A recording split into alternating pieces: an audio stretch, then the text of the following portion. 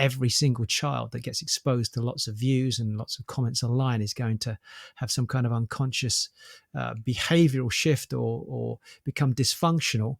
What I am saying is that there is, without a doubt, if a child, an adult, any human being gets exposure to a lot of comments, a lot of observation from other people, their belief systems, their values get molded by what other people say about them. And that's a conversation I think we should bring into this one today. Hello, this is Dr. Rowe, and you're listening to the Growth Tribes podcast with Dr. Rowe and Harms. This is the podcast where two completely different generations tackle the most challenging topics that people are facing today. Above all else, the main reason that we chose to develop and record these podcasts is because we both have a passion for helping people go through life transformation, for improving their lives, for taking their lives to a completely different level. And it's our hope, our genuine, sincere hope, that by the end of each of these episodes, you'll have gained at least one insight that you can take away and apply directly into your own life. Practical tools, voices that come in from both generations, the younger generation with tips and tools, and the older generation with a sense of wisdom and experience, so that you can help unlock your true potential, to give the opportunity to make changes both on a personal, professional, financial and relationship level, and to give you a chance to impact both your lives and the lives of other people around you. So we welcome you. Welcome to the Growth Tribes podcast. Hello, Harms here, and welcome to another episode of the Growth Tribes podcast. Today, we wanted to discuss a topic that maybe goes under the radar, and I think typically it does go under the radar now, or it does not get enough reflection, and we'll explore why that is through the episode. But it is possibly because it appears to be normal practice now, or everyone is doing it. Now, those are two typical reasons why it just doesn't get that kind of reflection anymore. And more than anything, we want to ask questions without judgment that any parents listening may want to reflect on. Now, what is the subject? The subject is, should I put my kids on social media and share their lives, activities in such a public space? So, interestingly enough, I started to have this conversation with Ro, and he mentioned it to me first on a socially distanced bike ride that we was on. And then I shared with him, I was having the same conversation with my wife, Gina. We were having that conversation about, should I put my kids on social media before our baby arrives? And I'll share with Ro a few more things as we go through the episode. Now, why we were thinking about that so early is because the question applies to children, i.e. newborns, toddlers, children aged 8, 9, 10, early teens, and so on. So, Ro, over to you. I don't know if you recall that conversation when you raised it to me, and I was like, yep, we're having the exact same conversation literally 2 days ago. Yeah, I do distinctly remember it. And I think it's been one that's bubbling under the surface. Firstly, hi, everybody. Welcome to the podcast. Again, thank you for joining us and being part of this. Escalating topics as they come in. This is a provocative one. I just want to put a big red sign above this, or a green sign or purple sign, whatever, to say this will, without a doubt, be provocative. And I suspect that we may say things today, not that that's the intention, but because we're going to be neutral and ask questions here, although I'm going to be biased in my answers, my personal view.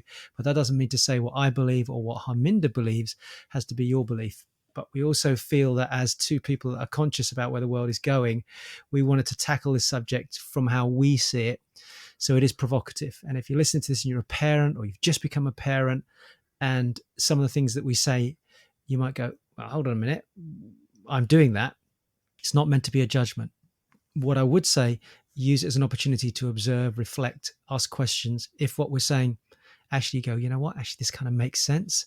Or if actually you think, yeah, I understand what they're saying, but for me, it doesn't really apply. I don't really care what you're thinking. I'm going to do it this way anyway.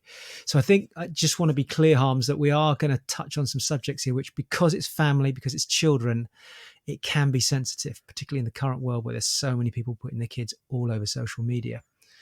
I do remember the conversation, and I wasn't aware of the depth of your conversation. So maybe you could elaborate on that here. I'm certainly happy to share some of the conversations that we've had. It's a big subject. I know you're right. You're totally right. It has, I think, gone under the radar. I think maybe people aren't considering the impact of it. And that's not to say there is a big impact, but I think when we share our view, it might at least get people thinking slightly differently. And I know there's a lot of other parents, certainly in the community I'm in, and you've been in and out of my community now for a few months. They're very much aware of this, aren't they? You can almost sense it in the way they are, the way they act with their kids, and what they do with the information and how they film their kids, etc. Absolutely, Ro. And I think one of the things when social media first arrived on the scene, maybe these conversations were taking place then, but they were, in terms of a predictive conversation. This may happen, this may happen. Right. But we're starting to see things actually play out in the social media world now. That being said, we haven't gone through a full generational cycle. So as an example, I didn't have social media when I was growing up. You didn't have social media when you was growing up. It's our children now who are experiencing it very early. So what we won't see, or we can again predict possibly, but we're starting to see signs of some of the challenges our children may be facing, but we're not going to know this for true fact until somebody goes through an entire generation on social media. Does that make sense? No, that's a very, very good point. And I mean, whilst we're into this space, I can talk from my observation as a 54, 55-year-old looking at, so I'm going to try and draw an analogy where we might get close to it back when I grew up. So these would be child movie stars, child celebrities who, as I followed them, I mean, I'm thinking of the likes of some, I'm not going to name names, but some of the famous boy bands, for example, young movie stars that became epically huge. Even today, people that we know as mature. The famous one is the Home Alone. The Home Alone saga was. Yeah, I mean, I was just about to say actually, but I mean, I'm mindful of us naming people here, but people can go and look up this. The point I want to make is that I have actually witnessed their exposure early on in the media, which would have been equivalent to our social media. We're talking about cameras, photography, video footage, media footage, cameras following them around. Most of you, if you've just recently been watching some of the stuff on Michael Jordan and the recent release of videos, you see how much exposure he got to the camera in those days, and to the point where he got fed up with it and walked away from a lot of that as well. But also I've seen very famous young people who went off the rail, ended up in drinks, alcohol, or just because of that exposure, it changed their makeup. And I get to deal with people a lot with the personal development world who, when I dig deeper, I found that they've had some form of exposure like this in their youth, which has kind of reversed their, they've almost gone opposite. They've turned into hermits because they had so much exposure early. So I don't want to preempt what we're going to say, because that does to some extent lean on the way I think as well. I don't know if I'm making sense, but that does make sense. So you've experienced it in the classic conventional way. Yeah. Media, movies, newspapers, that classic example where somebody would have been the highlight of the town. Like there was that famous person in the town. Yeah. They would also experience that level of fame, that level of awareness on everything they were doing. So that's how it's played out there. Now that's very much in a way is playing out in social media. But like you said, well, let's go on and discuss that. But I think what's useful first is to define what we mean when we say putting our kids on social media. What does that mean to you, Ro? Okay, so I'll throw a few in and you can throw a few in. And by no means, remember, this is us saying our view on it. So I'm layering lots of caveats in here before we just go for it. So I think consider things like this: posts of videos of your kids doing lots of different activities. So when I grew up, we might make a home movie, we'd watch it at home. Now I'm seeing those same home movies being exposed to thousands of people. So that's an example. Another one might be creating online videos on YouTube, video series. Almost, I watch some of these, it's almost like the kids have been directed to do it. It's like, right, we're going to do this scene here. Right, we're going to go do this scene here. So it's a structured approach. So there's those that just constantly post about their kids across social media. And there's those that have made an almost formulaic approach to it. That would be an Interesting. example. So talking about the formulaic approach is also linked with one, in a simple level, sharing content around their lives. So What is my child up to? Let me share content around their lives. But then another version of that is, again, directing or formulating that content. It's almost like writing a script and then asking your child to play out in this script in order to, get some exposure and put themselves out there on social media. So that's one way it plays out. But one of the things that happen with that when it comes to what do we mean by putting your kids on social media is very simply exposing them to potentially thousands and thousands, and if not hundreds of thousands of strangers. We know that because I've got a digital marketing company. Ro, you as a adult, as a business owner, have a profile on social media. We Mhm. have a sort of profile via the Growth Tribes podcast, and we've got thousands and thousands of downloads. But unless we know those people personally, some of them are going to be strangers until we start to have that connection over time. Yeah. But what we're doing is potentially, really simply put, we're just exposing our kids to thousands of strangers.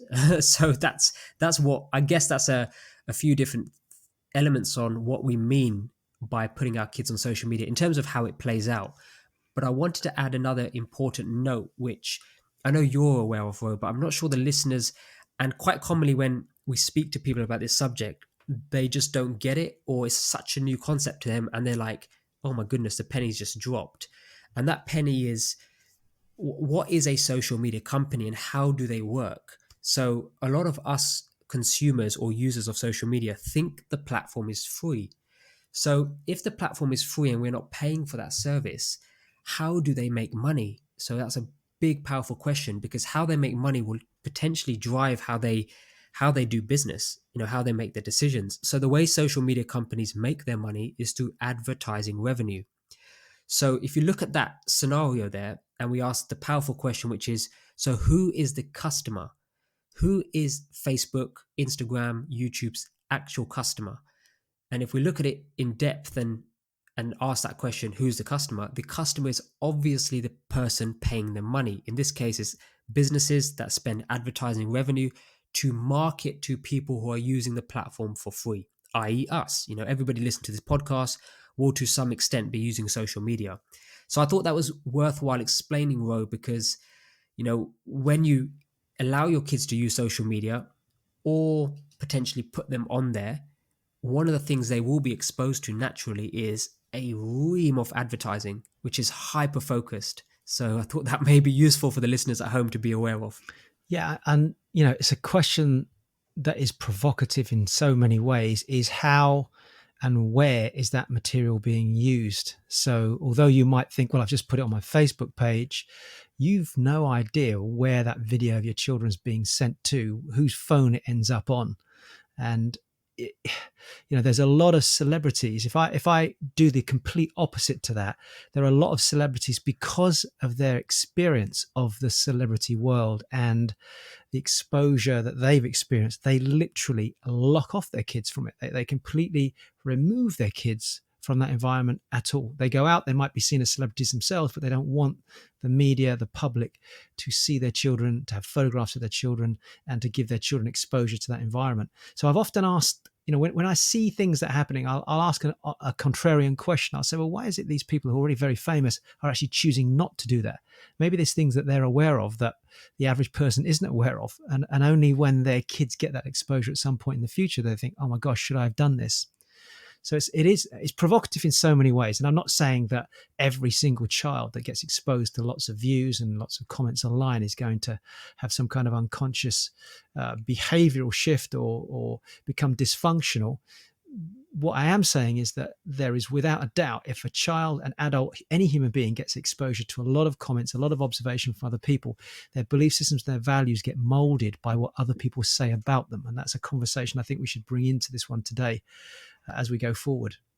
That's fascinating, Ro. And I think you've hit on a whole bunch of important points there. And what's interesting is a lot of those celebrities that you mentioned don't even put themselves on social media.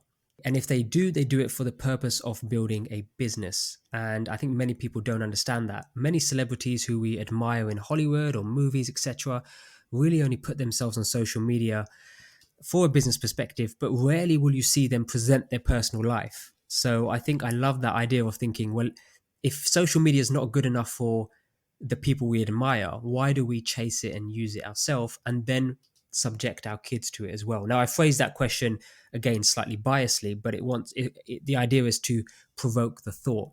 But Ro, now narrowing back on the core question, which is, do we put our kids on social media? Should we? As a parent, now you are a parent, I'm a parent to be. Do you currently put your kids on social media, or have you at any point? And I guess that's it. That's really the question I want to start with. So here's the $64 million question. And it has been a topic in our house for a long time, and particularly more recently with having two and, 5-year-old and 11-year-old as I'm recording this. So the answer to that is, on a personal level, on my own private Facebook page, when my eldest was born, we put a few photographs up. I can even remember one time walking up onto a big hill near where our house was and showing a photograph with the sun setting. And it was literally that to a small group of people that were on my personal page.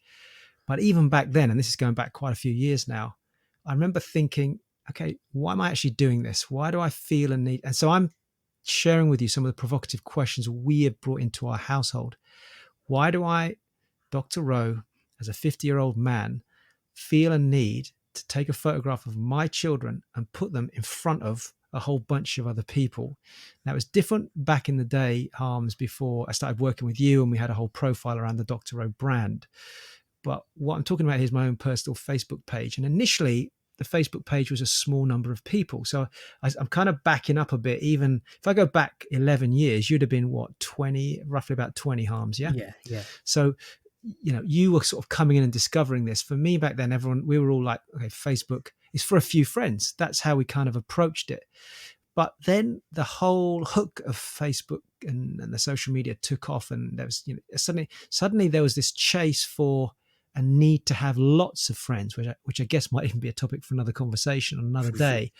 And that's when I started to think, hold on a minute.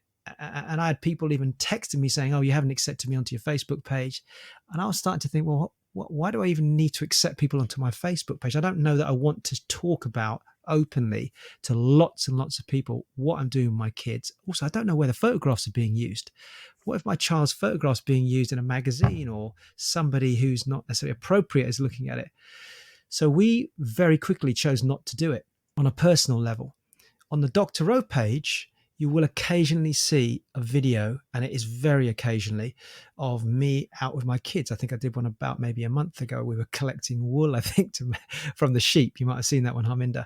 Yeah. That wasn't driven by me. That was driven by my 5-year-old saying, Daddy, because she sees me do stuff to camera where I'm trying to help people on Facebook and send messages out, which are educating and inspiring people. And she said, oh, Daddy, can I tell them what I'm doing with the wool? Can we share with them how we collect the wool and what we do with it? And I said, what do you mean? And she said, oh, can I do a video like you do? So we did like a 3-minute video, 2-minute video where she literally just wanted to say, we're collecting wool in the field here, etc. Even that, when I did that video, there was a little part of me that was saying, should I do this or not? Is it, where's my boundaries? What's the purpose of this? And I started asking myself the questions about why would I want to do it? But she genuinely wanted to do it. My eldest daughter came along and wanted to do the same thing. So the answer to your question, although it's in a long way, is actually very, very rarely. And you can probably vouch for that if you have a look through my space, my social media space. The reason it's been a discussion for a long time, Harms, is and you know this because you've got to know me on a private level, I'm actually quite a private person, albeit I'm in the public space. My fiance is incredibly private, as is your lovely wife, Gina. And I felt, why should I bring my world into the family? And bear in mind, I've got a beautiful partner who is quite private, and my kids, they don't have to be exposed to the world the same way I am. And why would I want to do that anyway? The only reason I'd do it is to serve my own ego, or to say, show off my kids. Now, this is just my perspective, and I might be challenging other people that are listening to this, but I really had to dig deep and went back to the sort of questions I ask my clients when I'm trying to help them overcome a block. Why did you feel you need to do this? Because ultimately it's a behavior that I'm choosing as an adult for my kids who aren't old enough to make a choice. I know it's a provocative statement. Am I making any sense as I'm talking? That makes total sense, Ro. And and if you're listening to this and you're thinking, okay, so what is that process? What kind of questions do we ask ourselves as parents? Because I appreciate social media almost just became the norm. Like it just, exactly. You either did it or you didn't. How do you think about it? How does it affect people? None of this is discussed, and you can find articles, etc. But Facebook, Instagram, Google, YouTube, etc., all of these companies, LinkedIn, they're so powerful in the sense that they have created a norm. Whereas if you're not on Facebook, are you some sort of strange person? Like if you're not on social media, are you hireable? Like what? Right. What? So that's so And there's the it totally FOMO. makes sense. I mean, it's a FOMO is I think a millennial Yeah. term, isn't it? But it's like the FOMO thing. There were so in that period, that early period when you were probably like in your 20s, and I was, becoming a parent, and it was like people. So how come you haven't put your kids on social media? Well, you should put your kids. And it all became like, oh shit, maybe I should. And it was only by asking the question, hold on, why do I need to? So it became almost like a cult. There was a wave of parents going, let's get our kids on social media.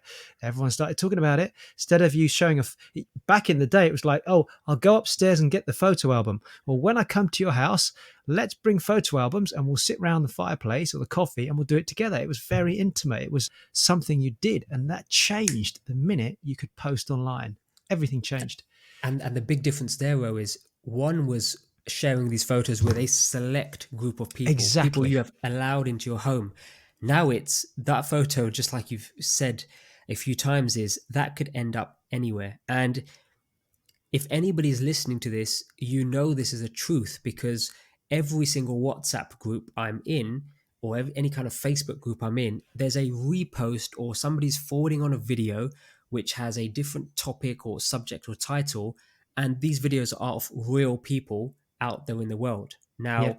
there's all sorts of videos, some are funny, some have a different message, but everybody listening to this has received some sort of video. Now, the question is, what if that video was of your child and that was living on so many people's phones, whether it's in the UK, in Europe, or America, and it spreads like wildfire?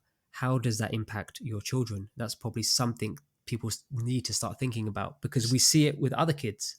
I was with a group of people, it's going back about a year ago now, and one of them was showing a photograph, and they said, have you seen this photograph? And it was coming on a WhatsApp group, flashed it up, and it was a picture of a lady's child, and the child's head was quite large relative to its body for its age. And they were all laughing, saying, oh my God, look at this kid's head. It's totally disproportionate. That's like freaky. And I was thinking, fuck, if that was my child and somebody was talking about my kids that way, I would be pissed off. And these were strangers that didn't even know this baby. That's where we've got to. I mean, that's the challenge that we all face, is that what was once a photograph we showed to a family member, maybe the comment comes up, we might even as the parent say, I'm a bit worried, his head seems a bit big, and your Aunt Nellie says, don't worry, Johnny was just the same, his body will catch up. Now that same photograph could be gone out to 50 people who are strangers laughing at your kid. And you might think, well, who cares? And this goes back to a child's reaction to how they are perceived and how they grow up because of a set of beliefs that are put upon them by other adults. And I'll see if I can tackle that before we finish. That's the stuff I get to have to deal with. But we'll get there in a bit. So I've got a question for you then. So I'm going to reflect this back to you, because you've asked me about me. You haven't got kids yet, and I know the baby's on the way, but you're, because of your business with business online, and you're heavily involved with social media, and you get to look at a lot of different channels, and you've got your finger on the pulse. When you see these channels and you see these videos where not just the random ones, but you see kids being posted a lot and the parents are creating these channels around them, what do you see technically? Because a lot of people just see the end product. But what are you thinking about in terms of the process they must have had to get to create that many consistent videos of their kids? That's a really good question, Ro. And let me tackle this in two ways. One is, the reason I wanted to have this conversation with you and explore this thought process is, when we had that bike ride, I was sharing with you, we have a baby on the way. And one of the questions we asked ourselves was, we had gone through the same thought process that you've just described to the listeners within your household. And for us, the answer was, do we want to put our children on social media? No, for many of the reasons that you've already explained. But now there was another question that we had, which came up, which was, are we okay with our brothers, sisters, very close family members who are avid social media users putting our kids on social media via their social media channels? Oh my gosh. So this was actually what formed a greater part of that conversation, which is, what do we tell somebody else who's still very close to us about putting our kids on social media? They would do it with their own nieces and nephews, etc. And it just is the norm. They don't think about it. They haven't considered it in the way that we're talking about it now. But maybe if they listen to this podcast, they would think, why are we putting somebody else's kids on social media? Is it for my perks? And we're going to explore some of these things, I'm sure. So again, we had to make a decision as parents to say, okay, we're going to have to set some guidelines or social media guidelines around what can be shared on their public spaces. Because just for all the reasons you said, just because I never posted my child's photo, somebody else may do, and they may Mm. be close to me, and it's all harmless, it's all innocent. But when it ends up in a way that our child looks at it in, I don't know, 15, 20 years, and they Mm. are a laughing stock in the eyes of a stranger, in the eyes of Right. somebody they never knew or never met, then do we want to walk that road? And the answer was no. So we had thought through this as well. So it And was just, I mean, going just through to this jump process. in for anyone Mm. listening, don't make the assumption that we're saying that just because your child's there, somebody laughs at it, it's going to make a massive difference. It's more the philosophy here, because I mean, we can come back to it actually, because I do want to talk about the fact that children, without a doubt, shadow of a doubt, with all the work that we've done over the years with people, that an adult's make-up beliefs and values are shaped the way they see the world, perceive or experience the world at a young age. Now, if that child is getting exposed to a lot of people and there are comments being made about that child, that's where you've got issues. I just recently watched an amazing film about Judy Garland with Renee Zellweger, I think her name is, isn't it? And Yeah. incredible film, but it gave a fascinating insight. I knew the story already, but fascinating insight into how her adult life, where she ended up on barbiturates and drugs, was a lot influenced by the way she was perceived and treated as a child because she had so much exposure. And it was the tiniest things about what she couldn't and couldn't eat, how she was commented upon, whether she was pretty or not. Throwaway comments that we as adults perceive to be harmless to a child can crush their beliefs about who they are. And if you want to argue that case, just come to one of my live events and just give it time. Something always shows up, and it often comes back to that. So it's, although you might think that we're being sensitive to this, which I think the other phrase you might want to say is we're just being very mindful, we're being thoughtful, as you heard our interview just recently with Mindy Gibbons-Klein, or conscious is another word. It's just pausing before we make these kind of decisions. Sorry to jump in, Harms, but I really want to add to this. No, that's massively important. And I think what Row means for the listeners at home is when you come to the live event, you'll see people in their 20s, 30s, 40s, 50s who are doing things now in their current life, which is a decision or path they're on solely because of something that happened to them as a child. And it's Right. fascinating. Yeah. And remember, those comments could be negative and they also could be positive. So, but we can't control that. That starts to become out of our control. So looping back to the answer, that's why we thought it'd be useful to have that discussion today and even empower the listeners to say, if you've got brothers and sisters or you've got people around you who are really close to you, that it's okay to say to them, right now, we're not comfortable with putting our children on social media. This is why. Hopefully you respect that decision. So I thought that may be useful for the listeners to empower them to be able to have that open conversation.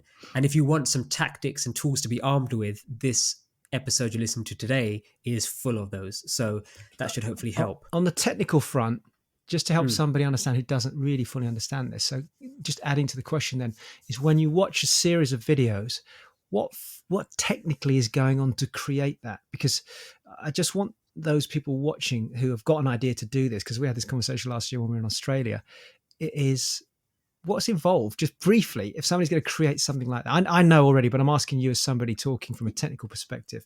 Yeah, so it's not like they just film it and that's it. Okay, great. Oh, they're in the moment. Let's make it perfect. It doesn't work that way, does it? it doesn't work that way. And if you want to know the technical process, it's two things to consider. One is it becomes a full-time job.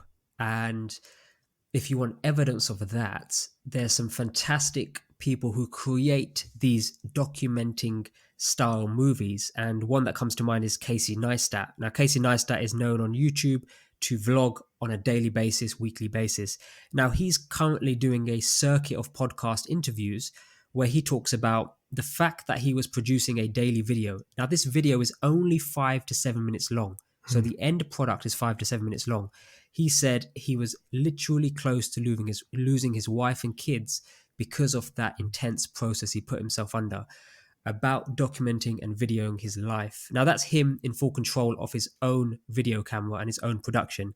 Now, if you imagine what that's like and you translate that to trying to direct children to tell a story about what's happening, then take that video footage, ensuring the battery on the camera is always charged and the memory card has enough space in it, taking that footage to edit it. And Rose laughing because if anybody's involved in any kind of video production, batteries and memory cards Oh man. are 99% of the problem. So you take that video, you then produce it, because guess what? The video is not going to be good enough raw. It has to be edited. It has to be ready for your audience, your viewers.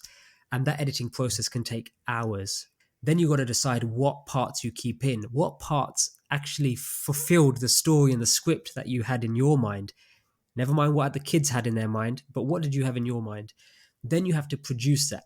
Once you've produced it, you've got to render it. So rendering is a simple term to take it from an edited raw footage, processing, and then allow the software to turn that into a video that you can now upload. Now that video has to be uploaded to YouTube or Facebook or whatever.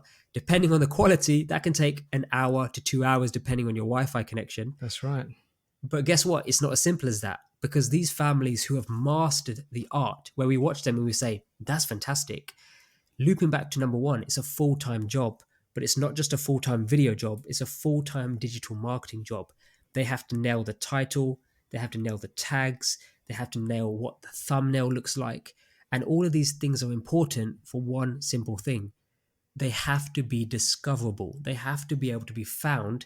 Otherwise, nobody watches their videos. What was the point of spending all of that time not connected with your children, but instead connected with a video camera to then share it with the world? So that's a technical umbrella on almost like a start to finish of what happens, Ro, with a bit of bias. You know, I have chucked in a bit of And I mean, make it real for people. I know from even creating my own stuff how long it takes, and I think just to balance this up is when you're watching a program or a series like that, particularly for these ones that have lots and lots of views, in thousands if not millions, that there is a business behind it. There's products being promoted, there's revenue being generated. So it's a choice probably from the parents that we're going to do this to create a revenue to be able to do this with our kids and take them here, there, and wherever we're going to go. So what we're doing is just painting a picture for you so you understand the different extremes. You know, the opposite to that is I've got my camera out, I film myself and the kids, I pop it onto Facebook for whatever purpose, which we'll come to in a minute. So there's two extremes, aren't there? Absolutely. So hopefully that makes sense in regards to wanting to put your kids on to create a business out of it. Now, that's the kind of process that's involved. So that's one principle to really understand. Now, Ro, I want to throw this back on you because you would have potentially experienced this. I'm curious. I have not yet, but I can sort of feel why this may creep in just from my own use of social media. And I'll actually explain this later on. So the question is, have you faced any pressure? And if you have, what pressures have you faced to actually go and put your kids on social media? So I asked this question bearing in mind, you just mentioned, other YouTube stars. I mentioned Casey Neistat, but there's actually YouTube families out there. They're called YouTube families. That's where right. Their entire life is documented on YouTube, and it is a business for them. They make a lot of revenue. It is. But that's sort of one pressure. One is monetary. Another pressure maybe the kids are asking. So I guess the question is, have you come under those pressures? That's a very good question. So, I've had a conversation with you about a year ago when we were in Australia. Maybe we can pick that up a bit further down the line. But so actually, oddly enough, not a massive amount of pressure, because I think of the evolution of the conversations that occur in our household. So myself and my partner tend to be of a similar view on this, in the same way I think you are with Jeannie, your wife. What has happened on occasions, the kids have become attached to. So when we were traveling the last couple of years, there's a few of the YouTube channels that they've followed, as you just mentioned there. And these are revenue generating YouTube channels as well for those families. And some of them, we like the ethics, we like the values, and we like the message. So we've allowed the kids to watch some of that to get some inspiration about places to go visit. So that's the benefit of these type of videos as well. And that led to conversations, particularly for my eldest, saying, oh, what if we were to do that, Daddy? Why don't we create some videos and we can show people where we're traveling, and when we go to these different places, we can share our experiences. And that did come up in a conversation on this. I mean, I can come to it a little bit later, but last year, certainly when we were in Australia, we got close to doing it. I had one person who is kind of in the media world sort of suggest, well, why don't you do some stuff with your family? You've got a lovely family, you've got good quality values. Why don't you start capturing that journey that you're on with your kids now on YouTube, so that people can see how your life is and how you live, the healthy aspects to your life and the balance you create And that was probably about 4 years ago. And I sort of looked at it and thought, you know what? I don't feel I need to do that on social media to make a statement about what my values are, because it felt like if I do that, it's Dr. Rowe using my family as a way of saying, hey, look at me. I eat healthy. I look after my kids well. I do this, I do that. And that just didn't feel right to me. That felt like it was coming from a place of ego to show the world how I operate. And I think there's other ways I can do that as a speaker and as a writer. I don't know if that makes any sense. So not a massive amount of pressure, mainly I think because I'm pretty clear to people that I'm around, you've known this for a long time, where I stand. It almost like sometimes when you have such a strong set of beliefs, people go, whoa, don't go near him or her, because, we know how they operate. Okay, that's interesting to know. So maybe if I add another additional point to that is, then have you faced any challenges with this? So you mentioned something about Australia and the kids wanting to put some stuff online. How did you deal with that when that was occurring? Because that is a form of pressure, especially if one of the young ones is saying, Daddy, I want to put this on. I want to show this. We're on this holiday. I want to show this. So how did you manage that situation, knowing that they wanted to go on social media? Yeah, that's a good way actually of restructuring the question as well, because the answer is yes. And so they get excited having seen another child do it. It's a little bit like when children, or the same as adults really, when we see something, we go, okay, daddy, look, can we do a video similar to that? What about when we go see turtles in the Maldives, or we came back from the Maldives and went off to Australia? It's like, what about if we just capture every time we go out, we film it? And so the conversation started to become about what shall we film? And before we knew it, we were having like 30, 40-minute conversations about, okay, well, the plan for the day is to go to this museum, then we're going to go to this art gallery, then we're going to go down and look at the sea. We're going to walk along the sea, find a nice cafe and find a vegetarian restaurant. All right, so what if we film there and we film that? And it was weird. The experience wasn't then about us just going freestyle and being there in these incredible places around the world. It was actually about how do we plan the day to start doing a bit of filming, and how do we capture that? And then I started thinking, how many batteries do I need? Have I got a tripod? And you know this already, but because you've been around my kids a lot, but kids, if you're an adult, you know this, kids live in the moment. So they just think, oh great, it's instant, we can just do it.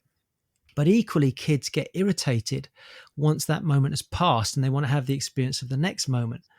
So what we found was, although I'd got this structured plan in my head, and I remember talking to you and saying that we've been thinking about doing this, and you came back with exactly what you just described to our listeners, which is, Ro, you realize that you're going to have to do this. Yeah. And I said, yeah, I kind of know that, but is there a way to get around that quickly? And you said, nah, you're going to have to do it a proper way, because if you want to create a brand and you want it to look and feel a certain way. And I said to the kids, and at the end of the day, I said to them, right, when we finish the day, we kind of need to talk to the camera and explain about how our day was. And after the first day of trying this, I said, right, let's get on the couch now. And I got the camera out. It's like, Daddy, do we have to have the camera out again? This was a conversation about 6 o'clock in the evening, having been out. And I said, what do you mean? Well, we had the camera out when we went to there, when we went to the museum, and then we went to the beach. And then you asked me to go back and do that bit again, because I had to. I was like, oh, we missed that bit. Let's do it again. And all of a sudden they started to get peed off. And I instinctively, I knew this was going to happen. But honestly, you cannot be in the moment, being present, experiencing a first time experience with your kids, like they saw stingrays and stuff like this and turtles and all this stuff that was first time for them, and do that whilst filming the experience and say, oh, just do it again. Hold on, I didn't quite get the right angle there.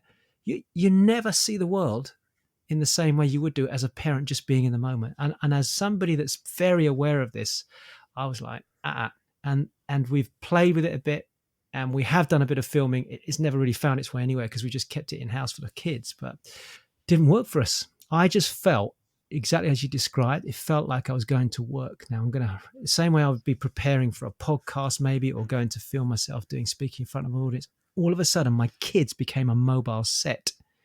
And I know there might be people that listen to this are even, big podcasters, or they do stuff with their kids on YouTube. And I would honestly ask any of those families who are doing it and making it big, hand on heart, to say to me, they can do it first time, first cut, it's very natural, and then we still have the experience with the kids. I just find that hard to believe. I think as adults, we have this natural instinct to want to get the right angle, and all of a sudden, the children who are just there in the moment, they're not in the moment anymore because they're now, what is this the right angle then? Is this the angle you want me to be at, Daddy? Which bit did you want me to do? I'll just say that again the same way you just did it there. I missed it. I didn't get record button right, or the light was wrong.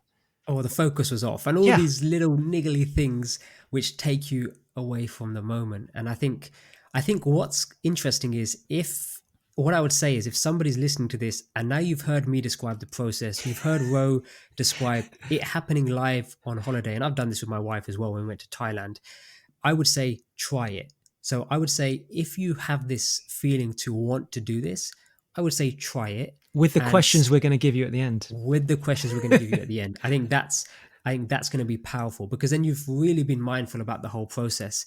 And what I would say was it's really interesting to see how this topic this topic of social media period affects everybody on all levels, whether it's putting kids on social media, whether it's how does the adult tackle this, whether it's to build a brand, whether it's to share the amazing life that you're living, whatever it is. I think what's interesting to see from my generation is there's this real divide. And what I've noticed is which is the large percentage use social media. It may not look like everybody's actively sharing, but I can promise you everybody is actively consuming. So what do I mean by that? Sharing is when you're actually physically posting, but then you have to think about all of those people who are watching that content. And we know it's in the billions because that's how many users are on Facebook and the Instagrams and the YouTubes. It's in the billions. So these people are looking at your life, the life of the people that are posting. And it can, to be honest, cause some serious turmoil, while I've seen I will phrase that, smaller parts of my generation who have completely off social media. They just cut it, or they decided, maybe they had some wisdom or foresight and they just said, this is not for me.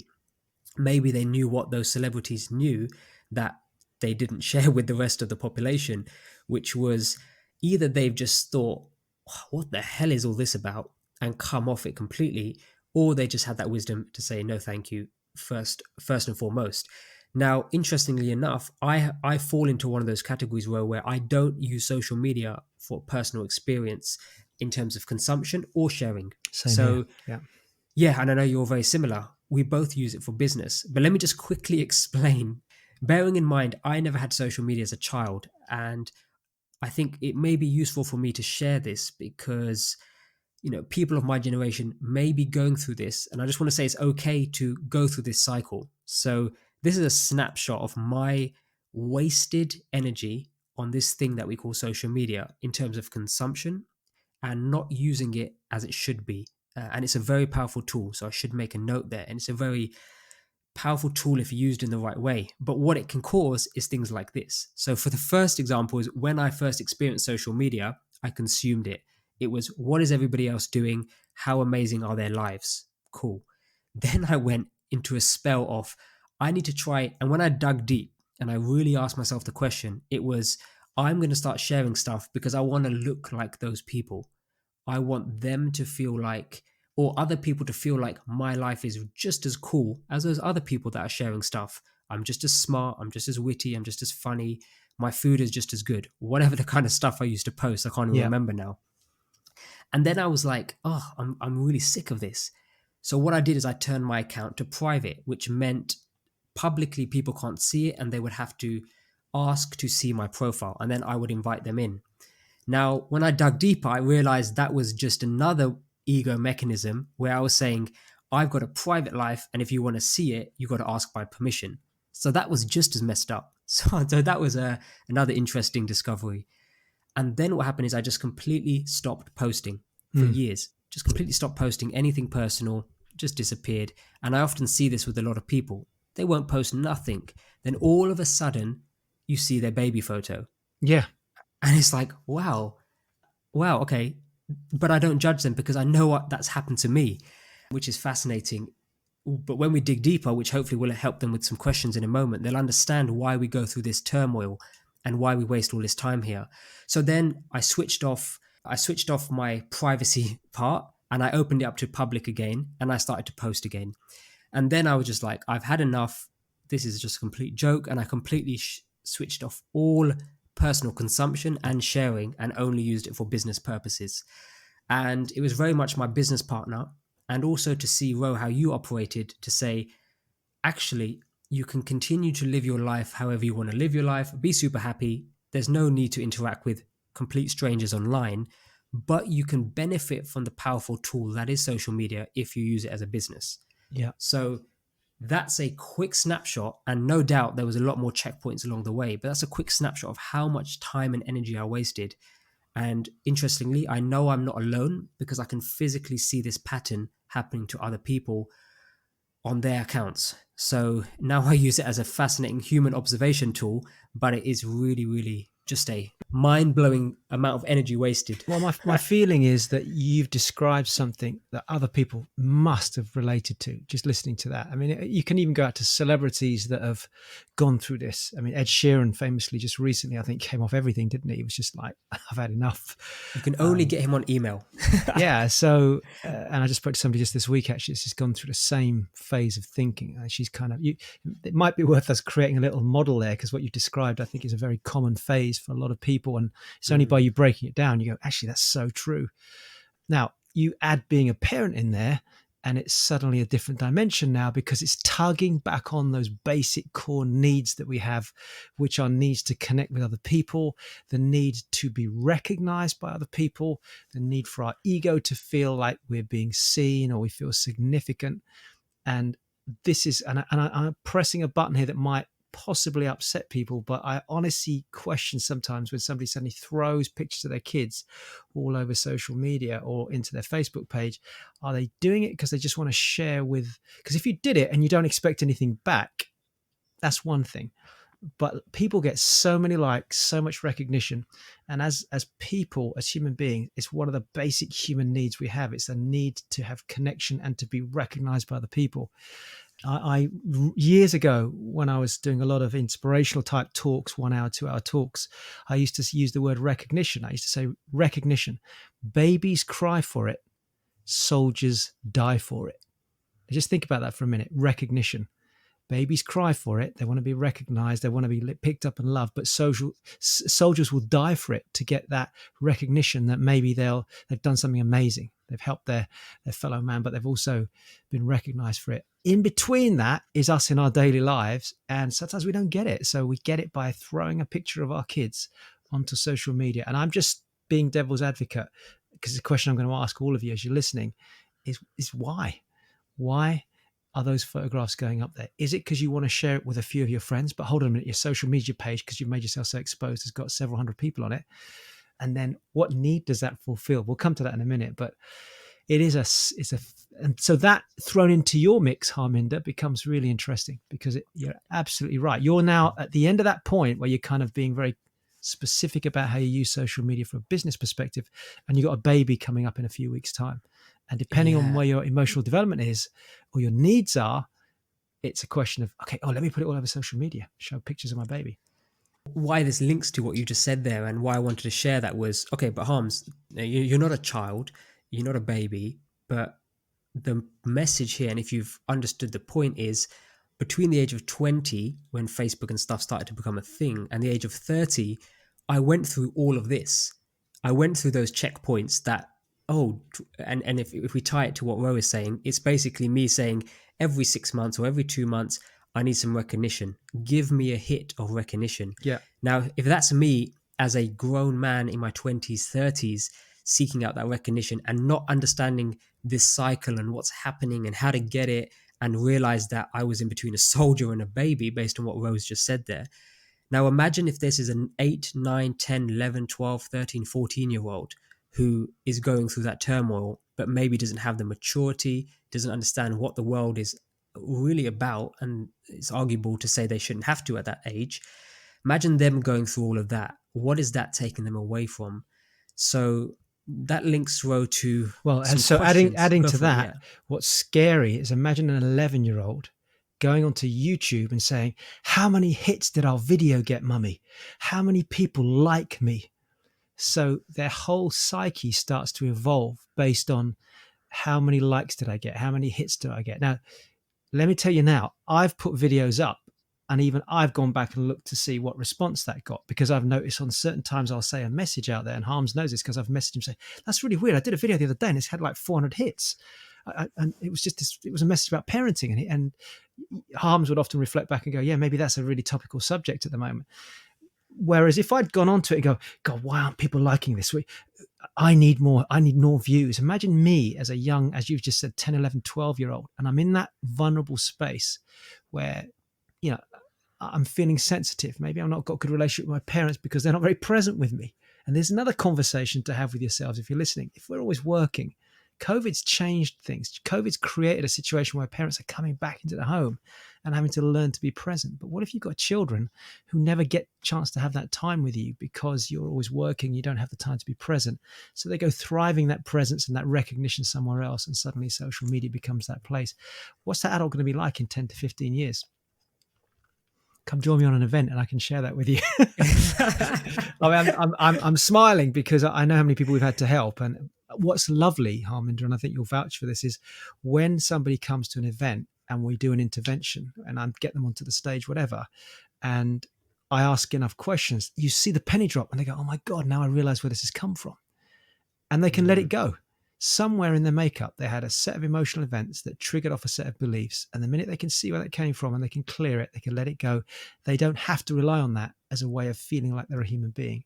Everything changes. It's deep, and it may feel a bit deep for this particular, this is black belt stuff we talk about on these podcasts, but it's going to trigger my first question, which I guess you're going to probably ask me to do in a minute. I'll ask you in a second, because you're opening up some. I know. I'm jumping subjects. all over here, but but these are really useful for the listeners to understand, because those challenges which current adults come to the live events, and they unlock these challenges which they had in their childhood, which just almost sets them free. Now, what's fascinating about social media is we don't understand the impact it's going to have on them. And when they turn up to a live event, or they meet a Rohan in 20, 30, 40 years and go to a Dr. Rowe event or something similar, and they say, okay, I didn't realize that this was because when I put a whole bunch of videos between the age of 8 and 12 onto social media, and I got horrible comments back like, you're full of shit, you're ugly, this video is not funny, look at your hair, whatever that kind of, and that's me being gentle. You know, all you have to do is go to anybody's YouTube account, any YouTube video, look at the comments, and you can see how brutal people are.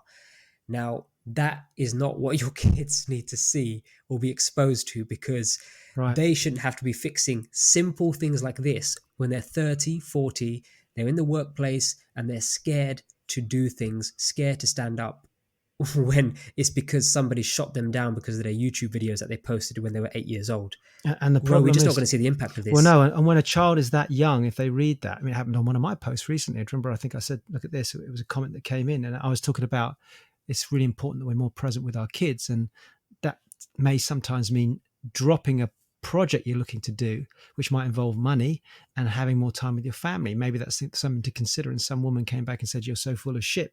Now, had I been an 11-year-old talking about this subject and seen that on a video, I might have then found myself trying to say the opposite or do something to please those people. But you can never please 10,000, 15,000 or 20,000 people are watching you. That's just not, it's never going to happen. So it becomes this self-destructive mechanism if we don't mature enough to be able to handle it. And at a young age, I don't think most kids are.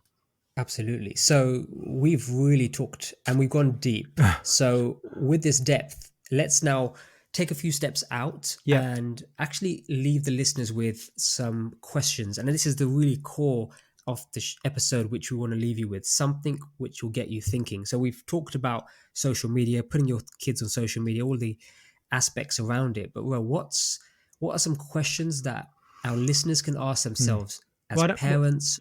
Go for it. Okay, so no, you finish the question, and then, because I'm thinking we should alternate on this, it'd be good to get two different perspectives. Fantastic. So something they can listen to as parents or going to be parents, i.e. myself, people who are very close with parents who are having newborns, so brothers and sisters of people who are just about to have children. All of these people, I think, is going to be massively important that they're left with this thought-provoking set of questions which they can use and think about when we talk about social media. Because like I said, this young generation has not gone through a full cycle yet. So we have to be mindful. Let's not go 50, 60 years down the line and then say, oh shit, social media was really messed up our kids.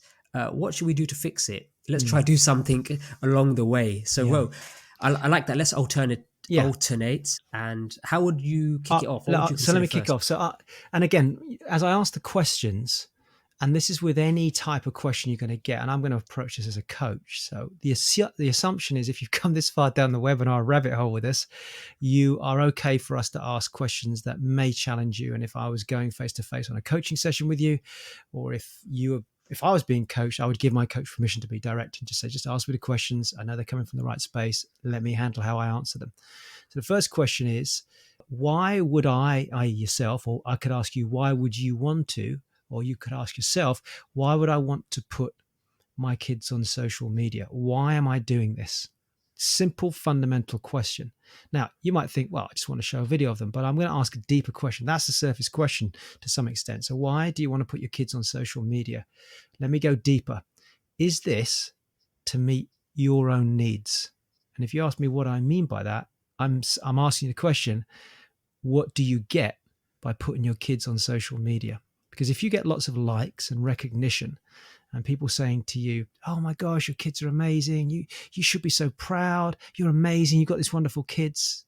Who's that about? You've just shown a video and you've shown photographs and it's right out to the general public and you get 60, 70, 80, 90, 100, 200, whatever it is, people come back. As we just talked about, it's a basic human need.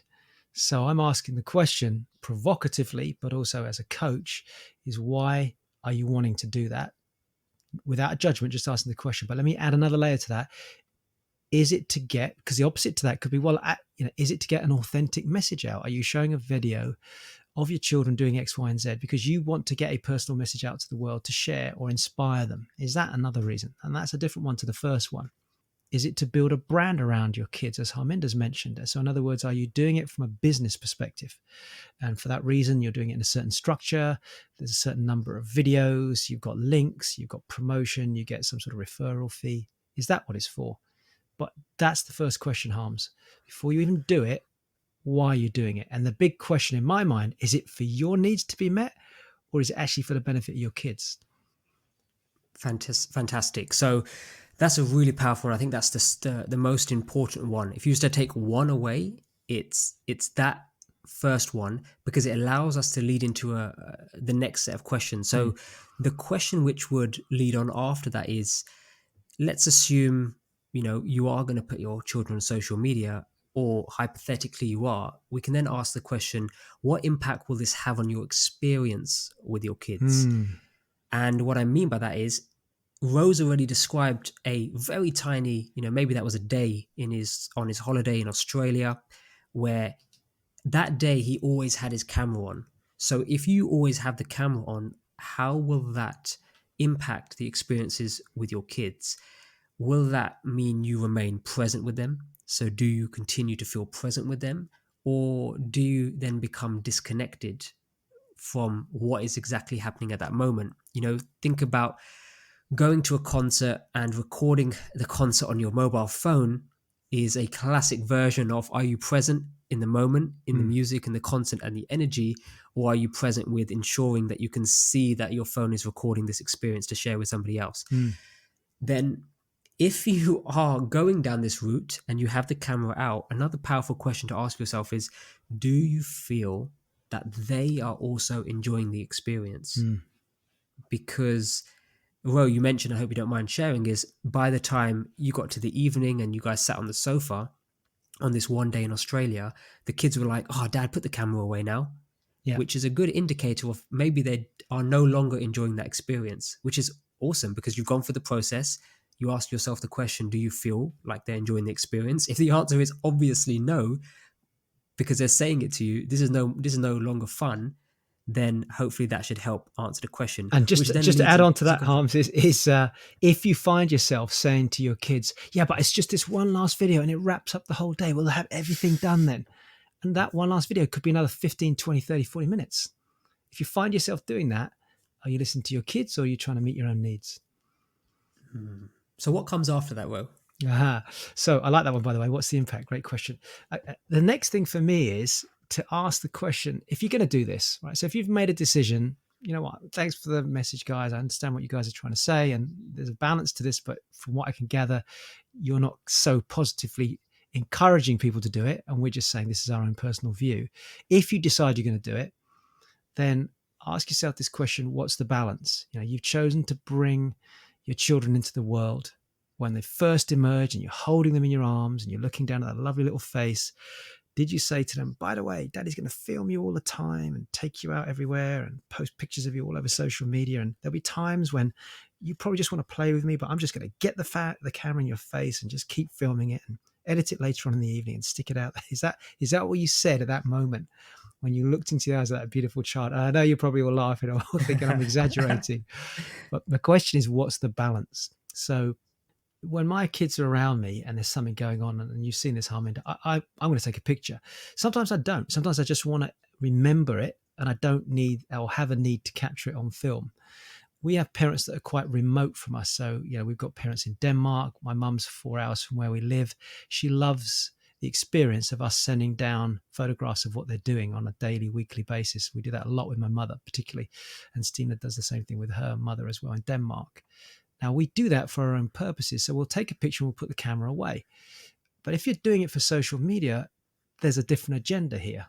And you might say, well, it's not, it's because I want to get it out there. But we're not talking about just one or two members of the family now. You've obviously got a reason you've decided to get it out to a larger audience. Then maybe you can think about what situations to do it in so that your kids at least get some measure of presence with you. And you say, I'm present with them, I'm here. No, just so everybody's clear, just because you're with your kids, it doesn't mean you're present with your kids. You could be on your phone just uploading it or editing it or tweaking it, an hour's gone by and you say, yeah, but I was on the beach for an hour with my kids. Okay, just so we're clear, right? You're on the beach for an hour and 20 minutes with your kids. You film them for 20 minutes. The other hour you were physically on the beach, but you were present, not with your kids, you were present with your phone. And that's a conversation for another day, Harms. so it's provocative, but I'm just asking the question because I've had to have the same conversation with myself. And I've even found myself doing it on occasion. I've gone, right, stop this. Why am I doing this? That's not what I'm about. And then the other question inside of that is how much time is spent doing it. So you've got to ask yourself, if you're going to do it, then do you allocate a certain amount of time to do it? Do you try and create a balance? And how much time do you feel is sensible before it becomes silly? And now you don't feel present with your family and your kids. More technical questions about the balance of time really there. I think that's a great question, Ro.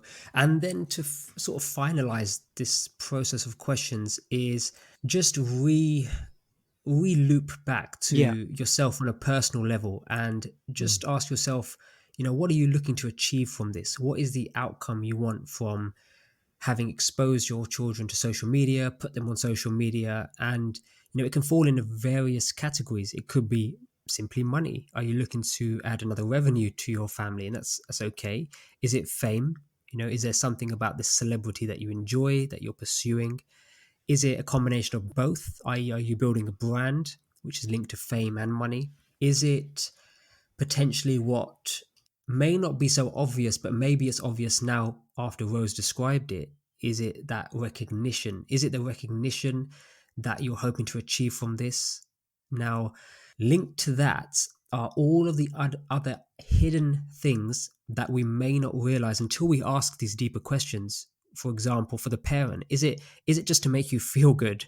Is it for the endorphin kick when somebody validates your post or gives you a thumbs up and says, oh my God, you dress your kids so fantastically, or your kids are beautiful, your kids are so cute? Like, is it those things that are hidden that you're after in regards to an outcome? And it's really interesting to think about that because they're not so obvious. The money, fame, brand, business, they're all the obvious ones. You know, you get paid for a sponsored post, your kid wears a specific brand and you maybe pick up a check of £5,000 for it. All sounds appealing, but hidden behind those are all of these sort of triggers that trigger us on a human level that our child won't experience yet, but it's really for you. So I think on that final question, it's really just reminding yourself and looping back and saying on a personal level, what am I looking to achieve from this whole project, social media, putting my kids on social media? Yeah, and I think that's a nice round circle that we've come back round to. Slightly different way of the question that was asked at the beginning. Just on that note, these are 4 questions to really take away from this podcast. If you take nothing else away, at least ask those questions. It doesn't harm you to ask them, and at least you know as you move forward what your philosophy is behind why you're doing this. Absolutely. So I want to almost ask a counter question to you, Ro, because like you said, we may sound like, because the way we live our lives is we are not really on social media on a personal level. We are very much on a business level, but not necessarily personal, which is, the flip side question, which somebody may be thinking now, which is, okay, so are you guys saying it's never okay to put your kids on social media? And, is it, if there is a time to put our kids on social media, when is it? If they're listening to us and saying, I get this, but is there a time to put our kids on social media? What are your thoughts here? Having built businesses, having used online tools and social media for many years, and having dealt with people at the start of their journeys, also when they come to live events and you see these challenges that you help them unlock, challenges that they've had locked inside them from childhood. Yeah. So that's why I'm asking you the question, Hero. It's a great question. And actually, I think we should always, when you're listening to a podcast like this or any other podcast that you follow, it will always be 1 or 2 people's view. So if we had 10 sets of parents around a table here and we're having a conversation, you might get a slightly different perspective. I think you've done a great caveat on that, and you maybe expanded on the fact that the number of people I've worked with in the field that I do, which obviously is interventional coaching and working with people, I have unraveled certain codes and certain clues that the world has left that's told me, hold on a minute, when people experience this at a young age, it tends to result in this behavior later on. So I think you asking the question the way you have done is a very smart way to ask it. So look, the answer to that is we need to ask deeper questions. So what I think this is about the driving force behind why you're putting your children on social media. And it might be a little bit of recapping what we've just asked the question about, but the 4 questions above really help with this. So here's an example. I recently saw a Facebook, I think I even shared it with you. I recently saw a Facebook post from somebody. It was a parent whose 2 children were reading out something about personal development. And the kids are, I think, from memory, sort of 6, 7, 8, 9 years of age, something like that. And the children were reading it. And as you watched it, it kind of felt a little bit like they'd been prompted to do it. Does that make sense? It was cute. Don't get me wrong. It was really cute to watch. But my gut told me it's like they've been sat on the couch and they've got this stuff and they're reading it out. And the parents sort of guiding it a little bit maybe and filming it in a certain way to get this message over there. And it went to Facebook from memory. It got loads of likes, loads of thumbs up, 700 or 800 views in a short space of time. And people were saying, oh, your kids are so cute. You must be so proud. And when I watched it and I saw the comments, in the gut of my stomach, I was asking myself the question, has this person put it up there because they're really proud and they want to show the world about their kids? Did the kids actually want to put it up there? And did they want to do it the same way they did? And what was the outcome of that for the parent? So what I'm not... What's funny, Ro, is if I flip this on the other side, if you look at this as a parent, how did this used to play out? And I'm just laughing because I was subjected to this. Right. You'd have close families, uncles, aunties around for that dinner on Saturday or Sunday. I can see where this is going. And then your mum and dad will say, right, that poem, that thing you've been writing or that musical thing you've been doing, I want you to stand up in front of everybody right now and present it. Yeah. And then everybody's like, oh, your son, your daughter is so fantastic. We're all so proud of you. So how would that have felt if you'd said, I'd really like to read this poem out to everybody. I've practiced it and I kind of just like to share it so people can get the words from this poem. How would that have felt to you if it had been that way? I think probably talking about the 1% of children who would actually want to do that at that time.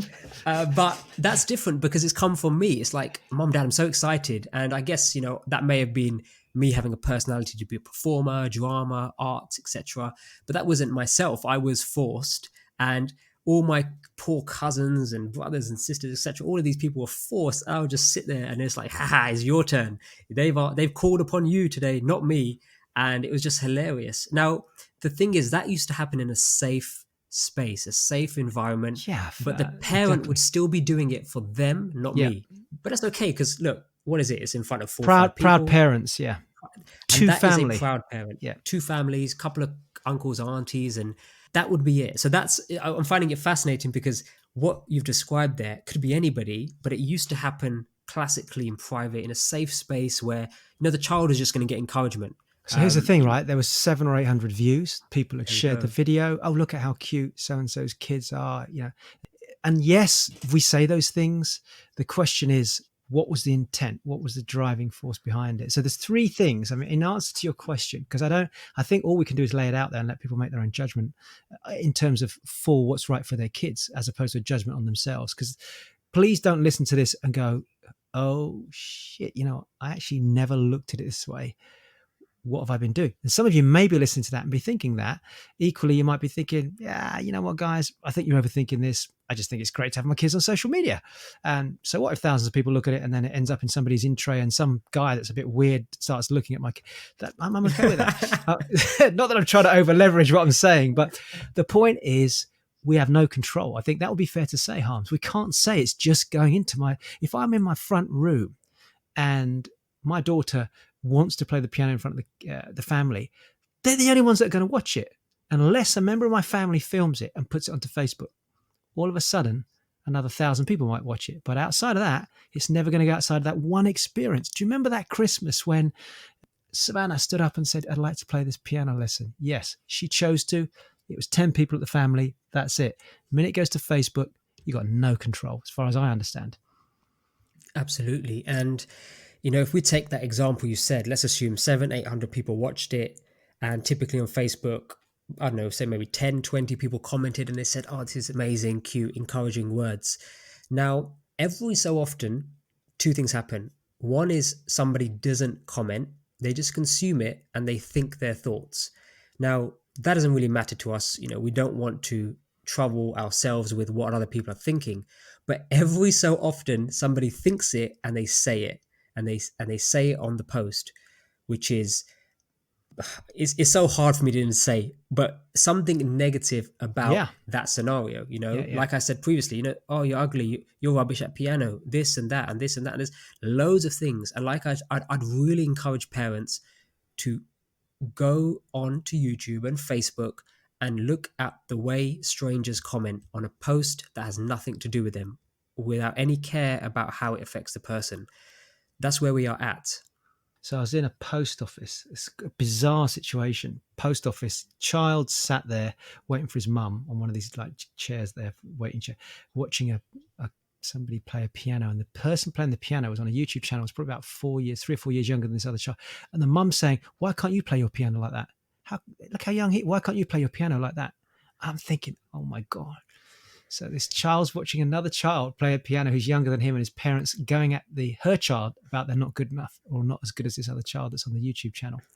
That's fascinating. So, Ro, sorry, go for it. It's just, look, I'm painting maybe an extreme picture, and I think the point is it goes back to the balance question, and why are we doing this? I said there was 3 things, so I know I've jumped around, Harms. Can I just jump onto my 3 things? Please. So 3 things. Number 1. So you said, are you saying we should never do it? Let me ask 3 questions. Number 1, who's this for? So go back to this. Ask who's driving this? Am I driving it as the adult, or is my child driving it? I think that's a really good question, because if they want to do it and they have a desire to do it, then it's more about how we regulate that, which I think maybe you could tackle a bit later, Harmendra, or one of us can tackle. That's one thing. Number 2 is, are you trying to impress somebody? I felt, this is just my observation, I might be wrong, but when I watched that video the other day, I just got a feeling that the parent was trying to make a statement to get attention. That was just something in the way it was filmed, etc. So what's the driver behind this? If you're going to do this video and you're going to post it with your kids, what's it for? Are you trying to get attention, trying to impress somebody? Is there a need that you need to get met? So it's just asking some of the questions we asked earlier on a slightly different way. Number 3 is, if it is your kids driving it, as opposed to number 2, which is you driving it. So question number 1, who's driving it? Question number 2 is, if it's you, then Are you trying to please somebody or impress somebody? Question number 3, if your kids, same question. What's driving their desire to do it? Why and what's the purpose? So if they want to help and share and inspire people, and I want to do this video because it's going to inspire other kids, brilliant. If they're doing it because they want to get a lot of hits and get recognized and get some sort of recognition, ask yourself the question, is that the best message to tell my kids, that they only get recognition by doing this? This is a deeper question on a personal development front. So you might say I'm overthinking this, and there's an argument to say, well, it's just a video, but I think it comes down to your awareness. So a few things to ask yourself maybe are, where's my children videos being posted? Who's going to watch them? How's the material going to be used? These are just questions I think to ask when it comes to the question you asked me is, so should we never do it? And all I'm saying is be more thoughtful about how and when you do it. And I think that's the best approach. So asking the question why there is really important. But let's say, one of your children say, you have touched upon it, but I think it's worth expanding, which is one of your children say, maybe they're getting older and they say, okay, but I want to do something online. I want to share something online. Maybe their friends are doing it or something like that. Now, how would you approach that situation in regards to, asking them why, and what kind of responses, and I'd implore all parents to actually go and try this themselves, but what kind of responses typically, maybe you've had them yourself, Ro, but would you expect from a child when you ask them why, and how can parents almost decode maybe what's going on there in regards to wanting to say, I really want to go on social media? That's a very, very, very good question, because as parents, we kind of go, oh, that's a good idea. I think the key thing is to just talk to your children. And this is what happened when the kids even when they wanted to do the video of the sheep, I said, oh, why do you want to do it? And it's like, oh, we just want to show people what we do, them know how we collect the wool and show them how to do something with it. Now, that was really maybe the kids, because they see daddy always teaching, it's like, oh, show people how to do things. So for them, there was in no way was there like, I want to get recognition. I want people to like my videos. I want to see if I can get 15, 1,000, 10,000, 50,000 views. It was coming from a place of just wanting to share something. Same thing with when we were in Australia and they had the idea. They had been inspired by watching a couple of videos, and they wanted to show other children what it was like to touch this or see this or observe this, and what their experience of it was. So I think the key thing is to ask honest questions of your children about what the driving force is, what they hope to gain from it, what the intention is behind it. How will it make them feel is a really good question, Harm. So, going back to your question about what the driving reason is. Is it something they want to do for fun? Is it because they want to get more attention and attract more people to like them, which is a slightly different experience altogether? And that's one that would concern me, because they're chasing recognition, which goes back to the earlier part of the podcast. So I think as adults, we should be intuitive enough to get a sense of where that driving force is. And then from there, I would ask my kids, well, what's another way we could get that? If they said, well, I want to help people, I might say, well, what's another way we could help people? Why don't we write a book? Can we write a book, Daddy? Or can we keep a journal? Can we do a diary? Or can we do a video for Granny instead? Okay, that's a good idea. Let's do it for Granny. That would help Granny. So sometimes it's just redirecting the way they're thinking and asking them the question a different way. If they say we want to help people, I might say, well, so what's another way we could help people? And who would you want to help? I just want people to understand how we did this wool. If I didn't want them to go on, I could have said, well, who else could we help? Oh, Granny might like it because she likes to knit woolen jumpers. How about we do the video for Granny and we can make it a bit longer? Oh yeah, that's a good idea, Daddy. Right, so what do you want to film first? Then I'm back to them, not me saying, right, this is what we're going to, right, okay, director's thing up. Right, we do this. What would you like to film first? Oh, can we just film how we collected it from the grass first? Okay, great. So let's do that. And then we'll send that to Granny. So sometimes it's just redirecting their thinking if you think the intention isn't necessarily the healthiest intention for them. This is great. So this is really interesting as a up-and-coming parent. I try to think of the correct phrase for that, but a parent to be, that's the phrase. So what if you had some kickback from parents and they said, yeah, but isn't that too controlling? Are you not giving your kids enough freedom? And I guess where I'm going from this question is there a level of parental responsibility? Or because the reality is, and I'm almost asking this question for us to discuss, but the reality is our kids don't know the danger and the risks associated to what happens on social media. I just described my on off social media experience. And the kids won't understand that yet because they come from this amazingly pure place, which I've learned from time with you about explaining the child's development. They come from this really pure place of, I just want to share it because this is amazing. And that's as simple as it is for them. But there are some risks involved as that progresses. And I think as a parent, you're aware of those.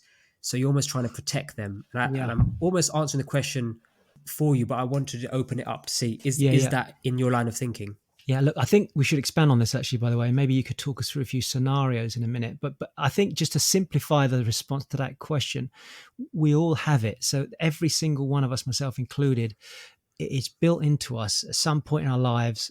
I guess the more conscious we become of it, there's less of a need for it. But that is some form of validation, some form of acknowledgement, some form of having our ego. So if we go back to the basic human needs, we've got the need for belonging, a need for security, we've got the need for recognition or feeling importance, we've got the need for standing out, and then variety. And there's sort of 4 or 5 key human needs that we have. The risk here is that children use this as their mechanism for getting validation for even the smallest things they do. So as opposed to just doing it because they love it, like you've seen my kids. I mean, you go out with my youngest, Liv, or even Savannah. I mean, we were out the other day, went for a walk, and they were just running around catching, what were they catching, Harms? It was Crickets, butterflies, anything that was flapping their wings. And at any point, they didn't come up to you, myself, or your wife and say, oh, look at this, look what I found, and recognize me for it. They were absolutely enthralled, and they wanted us to have the experience, didn't they? Absolutely. Now, imagine if you had videoed that, and then let's go onto YouTube and let's see how many people really like what you did, Liv or Savannah. Imagine if you, let's get this on video and see how many people like this. So all of a sudden, the experience of the crickets, which we had live, and they jumped all over your hairy legs and stuff like that, that gets switched out for how many people have watched my video, Uncle Harminder, now. Oh, 53 people. Wow. What about if we did another video where I do this, and maybe I could get more likes than Savannah? And that's the challenge I have, where the experience doesn't become about the experience now for the child's own emotional growth. It actually becomes about them being recognized for something they do. So they now spend their lives seeking the next level of recognition. So nothing's ever really satisfying, because there's got to be another way to get greater level of recognition. How come they got 65 views? I only got 35. Maybe I need to do it differently. Agree. And then depending on the kind of reaction, response, or recognition they get, they can potentially walk down these various paths. The vanity, the showing off, the sense of power and ego, the sense of superiority. But it does. That's a very good point. It plays out in the school environment and then into adult life as well. And you, sorry to jump in there, and you've witnessed it in your own experience. I've seen you deal with it in a professional environment as well, because you tend not to go into that space. But I've seen you in situations where there's people around you almost trying to compete in that space, and you haven't felt a need to do it. So something in your makeup has never been triggered by that. You've not been driven by that as a driver, whereas some of the people you've had to deal with, they are. And so they'll try and bolster themselves up, make themselves look more special. Absolutely. And it really plays out on social media. And one of the challenges parents may not understand is, if you decide to go down the road and you put your kids' video on YouTube or Facebook, etc., one of the flip side challenges is, what if nobody watches them? Yeah. What if they get no recognition? Yeah. And if you remember what I said at the start, Facebook, Instagram, YouTube, etc., they are advertising companies. They are advertising placement companies. So people pay them for their information and posts and adverts to be seen. They're really not into allowing thousands and thousands and thousands of people to see your post. So if it's your first post of your child and you get 2 likes, that can be just as disheartening to the whole experience. So it plays out in many, many, many different ways, whether it's good or bad, etc. So, Ro, does that make sense? It does. And I think, look, you're hearing different perspectives. You've got a younger voice talking as a millennial, but being a parent to be, and there's me having been through this as a parent, but also having to deal with people. And I think if you're listening to this, it's like, okay, try and put some perspective around this. Maybe, Harms, you could give us some sort of, maybe describe some scenarios that you could wrap a shape around for people to go, okay, well, so give me a couple of examples of how this plays out when it comes to responsibility and understanding the risks. Fantastic. So I just want to add another point to that, which is as well as the risks associated with it, I want to give them something to actually do instead. Okay. So this is almost, if you're a Growth Tribes podcast listener, we're coming to the close to the end, and we want to leave you with some thoughtful things you can actually do, some action points you can do, and I'm sure Ro will have something to share with you as well. Now, I will be approaching this from a more of a technical side of things, Hmm. based on our company, what we see on a regular occasion, plus a bit of human behavior, and that is two very common scenarios, which I can even link back to my childhood in terms of what I would typically do as a child. Is scenario number one. Now, scenario number one is classic, which is, look, we want to use social media simply to connect, share with family, do some live filming or film something, just so that we can literally pass it on to, like you said, Ro, grandma, friends, families, uncles, aunties, people who you trust and that are close to you. Now, the risk is we do this in an online space and expose this to strangers. So, how can you have best of both worlds? So, this is where, if you're listening, you may want to take a note, which is set up a private group on whatever platform you use. So, if it's Facebook, you can set up a private Facebook group, and in the settings, you can set it to secret, which means even people in the public can't find it unless they know the exact name. And you can invite your family, friends, etc. into there, and then everybody can see it privately in that space. So that's one way to continue to use social media, but use it in a really sensible way.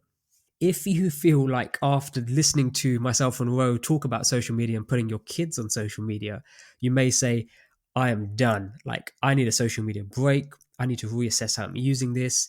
Then alternatively, with connecting and sharing with your family and friends, just use something like WhatsApp. Use something really simple, a family WhatsApp group, a friends WhatsApp group, and just do something really simple and use something like that. It's completely offline in the sense that you're not on social media. That's scenario one. Road. Does that make sense? Yeah, that's great. And what I like is that you're giving people an out. If they still want to do a share, you're giving them a simple way to do that. So WhatsApp, I think, is one of those spaces where you can control who's on there. I know you don't know where it's going to go afterwards, but that's a great suggestion. Okay, great. So that's scenario one, very common, and it's actually probably why we first started using social media, Yeah. because tools like WhatsApp and that weren't really accessible. So now they are. It's a great place to connect, which is probably why Facebook bought it. And let's put a bit of a defense up here. It was convenient. I can remember when people in the family did want a photograph. It's like, oh gosh, right, let me get it printed for you. Back in my day, it was like a film. Took it to the print, came back. Oh, I forgot to get you copies. Hold on, mum. I'll get you some copies. Send off, get the copies, come back. I'll send them in the post to you. And all of a sudden, wow, one photograph, one click, I can post. So I think the ease and the convenience of it, we went the opposite way. We suddenly filled our boots up and went for it, didn't we? Absolutely. And I think you can do that in a sensible, responsible way as well. So that's scenario one. Scenario two is, I think if your children have an instinct, or they are off the age where, they want to express their creativity, maybe they're inspired by movies, music videos, this art of storytelling, they're reading the children's storybooks or the whole Harry Potter series, etc. And they're just so inspired. And they want to replicate that in their own life using, whether making mini movies, mini documentaries, fun photography, whatever they want to do. I actually took this from my wife, Gina, because when we was having this conversation, one thing she said to me was, look, when we created movies and replicated music videos and all the fun stuff you do as kids, we would do a family screening. So on the weekend, we would make mum and dad sit down and we would show them the movies that we'd made, and they would have to sit there and bear it. Just like when they would make us stand up and read poems, we did the reverse to them, and they had to watch our movies, our music videos that we recreated. Now, it allows them to tap into that creativity. It allows them to share what they've created. But interestingly enough, it's completely an offline activity. It does not require any social media platform. You can easily pick up a 30, 40 pound Canon video camera, which you won't mind getting damaged, and get them filming, and allow them a really simple free video editing tool. Some cameras are so advanced that you can just put a mini movie together based on the software they've got built in. So there's really cool things you can do out there which do not require social media. platform, but still allow children to pursue that passion, creative passion.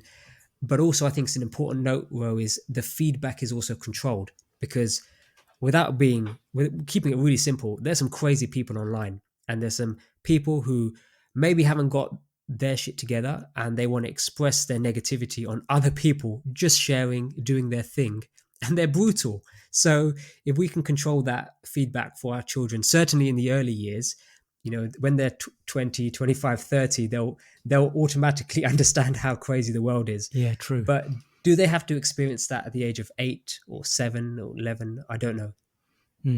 Great. Two good examples there. And I think anyone listening, do take notes. I think it's going to be in our show notes as well. This podcast has been very much about provoking thoughts, questions, challenging where you're at, not in a negative way, but just really, as we've been doing over the years, and you're more recently, Harms, with the baby coming, just asking those questions. And, we cannot wait to see photographs of your lovely baby, Harms, all over Facebook. No, but I mean, a final word from me, just jokes aside, just to wrap this up. I think the other thing you've got as a parent is you do have the ability to have some control over these social media platforms. So do take the time to understand them better. I think that's something that Harms has alluded to earlier on in the podcast. And I think for a lot of us, and I put my hand up and say this, often we'll put an app on our phone, we'll jump onto it. The older generation, and I say older, sort of the 40, 50, 60-year-old generation, we go, how does it work? Okay, so I click here, and I post there. Right, okay. We don't go in, delve behind and get under the hood and have a look and see, how can I switch this off? How can I do that? How can I restrict that? And even today, even my mum was telling us something not so long back, and often people go, I didn't know you could do that. I'm the same sometimes. You tell me something, I'm like, that's brilliant. I didn't know you could do that. So I think this getting comfortable with looking underneath the hood of your platform that you're using and finding out whether it can control certain things is great. So do that. Look at things like notifications. Who sees your posts? You can find out about that. What do they see? Who can you see? So that's another thing to be mindful as well. It just takes a little bit of work to do this and set it up the way you want it to do. I mean, a classic example is you can just simply turn off comments on your Facebook, and you can restrict what people are saying. So if you are going to do it, at least it's just purely the fact that the information's been presented, the video's there. If your children happen to be on social media and they look at their own video, they don't see some idiot there making a negative comment about their children and they're going, oh my gosh, what does that mean about me? As you've already talked about, Harminder. So just something as simple as that can change the child's experience of their own videos that are being shown online. I think that's something to share. Absolutely. Well, you've started to evolve that and can see what's under the hood there with a lot of these apps and platforms. And I think it's worth noting that, remember, when you do download the app and platform, they are by default set up to expose you. And what I mean by expose you is give away as much of your data as possible so that advertising companies can advertise to you. Okay, let's just keep it really simple. That's how they're set up. But because of all of the pressures that they faced, governmental, courts, legal action, etc., they give you a lot of access to customize the app in whichever way you want, especially based on what you see and what you don't see. So if you was to look at my Facebook newsfeed on my phone, right, I see nothing. I see nobody's posts now apart from 3 people. And one of those people is yourself, because, we support your business as well. Yeah. But I see nothing. If I log onto Facebook on my computer, I'm using an app, and I think if people just reach out, we can. I'll put it in the show notes. There's like a really cool app which completely blocks your Facebook feed. Like, you just can't see it, and it just puts a really cool quote there instead. So there's all of this functionality available to us. It just requires a bit of time and effort so that our kids are not exposed to something which is quite damaging. Actually, so, I love even that comment there, we could just open up that comment about blocking the feed, and that could be a conversation for an hour. Because imagine a child seeing a comment on your phone and it's a reference to a video that's been posted about them. They click on that. Suddenly that takes them down a rabbit hole, because then that opens up other comments, and then they suddenly follow somebody else's. And before you know it, they're on the screen for 20, 30 minutes, just chasing loads of comments about various things to try and get some sort of gratification. Important note here, though, Ro, is if you are Growth Tribes podcast listener and you decide to block your newsfeed, then definitely go to the website growthtribes.com and give us your email address. Otherwise, you won't get a notification for when there's a new episode. Yeah. Because yes, we do post on social media, but we don't want you to miss a show or an episode. Otherwise, you'll miss these really thoughtful discussions. That's true. Unless this becomes the last one after this and you go, hold on a minute, I'm out of here. Suddenly we have no listeners. Why did that happen? So look, we've gone down deep, as we always do. We've gone black belt. You've probably heard the phrase us use. I think I'd like to wrap up, if it's all right with Harm. Yes, please. Just with a few thoughts on a more sort of thought-provoking way. So look, take a journey. If I was sat with you and you said to me, Robert, what would be a good step to do now? A good step is to take a journey into the future. Literally walk down this path that you're on, this amazing journey that you're on, 5, 10, 15, 20 years. And imagine that you're sat on a rocking chair on a bench or looking out over a lake or something. You're looking back at these memories of this period where your kids were growing up and you're reflecting on that. How do you want it to look? How do you want the experience to feel? How do you want to remember those experiences you had with your kids? Meaning, did you, as we've described today, did you want those experiences to be moments, magic moments where you were present and you were actually able to just experience it without a camera being out or anything? Or is it a case of, oh yeah, I remember that's when we were filming that footage for that YouTube channel, and suddenly it's dulled by that experience? And I'm not trying to bias you. I'm just asking you to reflect back. So you have to go into the future to look back. It's the only way to do it. Was it how you wanted your kids to remember this? If you could look back from the future as a 70, 80-year-old, 90-year-old, and your kids are grown up now, is this how you want their mental photo album to be, of you on the camera, filming them, posting it to social media, checking on the likes? Is that what you wanted? What memories, is a third question, what memories do you want to leave? What footprints do you want to leave in their minds? And then the last thing really is just reflect on the questions we asked earlier on, which were quite provocative, about your reasons why you do it, how you're doing it, what's the driving force. 4 things. That's a fantastic place to leave us, Rowan. Thank you for those sort of thought-provoking things to leave the listeners with. Now, that and everything else we've discussed, plus some useful links which I've mentioned regarding protecting or balancing out your social media usage and some really cool apps, I will put in the show notes. You know where to find that, growthtribes.com/podcast. Remember, if you are deciding to clear out your newsfeed, don't clear out the Growth Tribes podcast, or at least leave us your email so we tell you, subscribe so that we tell you when there's a new episode out. That's massively important. Brilliant. Again, hopefully you found today super, super useful, and it was a discussion. It was trying to present a balanced view from a parent and a parent to be. So really exciting chat for me, and to pull some of your insights, Ro, from this show and almost firm up some of the decisions that me and my wife have made off the back of this. So that being said, it's myself and Rose signing out. Remember, the show notes are at growthtribes.com/podcast. We shall see you on the next episode. Hello, it's Dr. Rowe here. Harms and I would both like to personally thank you for taking the time to listen to this episode of Growth Tribes. And if you've gained just one insight, something positive that you're able to use on a personal level, on a professional level, to help your life, maybe even other people's lives, then we'd love it if you could take action on one of the following things. You can either simply subscribe so you don't miss out on any other great insights coming up in the future. You can share this podcast with close friends so they can also get the benefits of the tips and tools that we're sharing. Or it would be amazing if you could give us a review and let others know just how great this episode was. And finally, if you do have a question, don't forget to submit it on growthtribes.com/podcast. Thank you again for listening. This is Dr. Rowan Harms signing out, and we'll see you again on the next podcast.